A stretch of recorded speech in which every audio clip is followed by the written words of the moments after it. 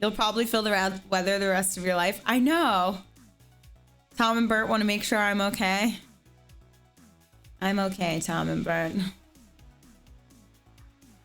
I did finish God of War. Okay, so before we get started on the scum, I'll give my advice because people wanted to know and I was so tired last time. So I did finish God of War. It's not Game of the Year.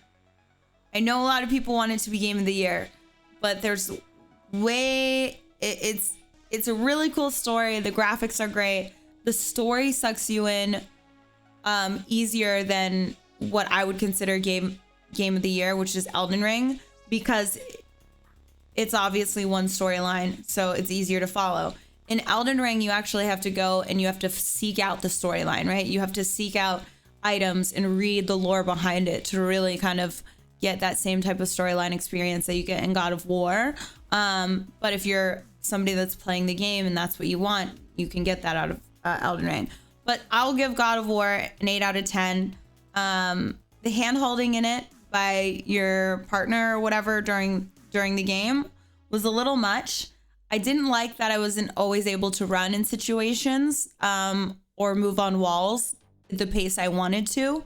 So I kind of I understand that they have to purposely slow you down to tell you some of the lore, but I wanted to go a little faster throughout some of the wall stuff. So the limitations with that, the movement limitation, I guess. And as I was thankful in the end of the game that there was checkpoints in the boss phases, I don't think that they should have had checkpoints. You should have to start the boss all the way over again if you die. But I just don't know if that's that type of game. Yeah, but in the battle in the end, I really liked the checkpoints because it was getting really hard. I think if you do a harder setting, there maybe aren't checkpoints, but I don't know.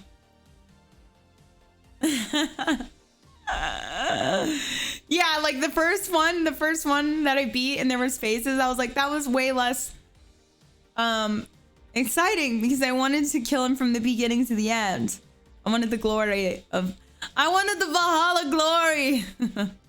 But highly recommended. I mean, 8 out of 10 is amazing for any game, I think. I think it's worth the buy 100%. And I think getting to know Kratos from playing the game I did right beforehand was really cool because I got to see him completely go from no feelings in the first take of the first game where he said, "Don't feel, son, lock it away," to all of a sudden having a whole range of emotions, which was pretty cool.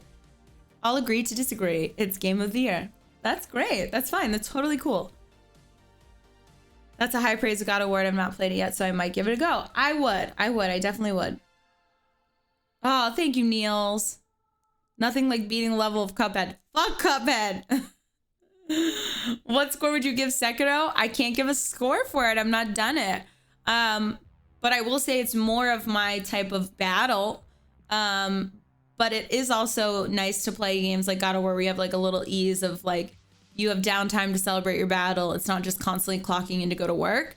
You're putting your body through a different type of pace. But I can't. I'll rate Sekiro when I finish it. I can't rate it until I finish playing it. What game would you say is a 10/10 in your opinion? I would say 100%.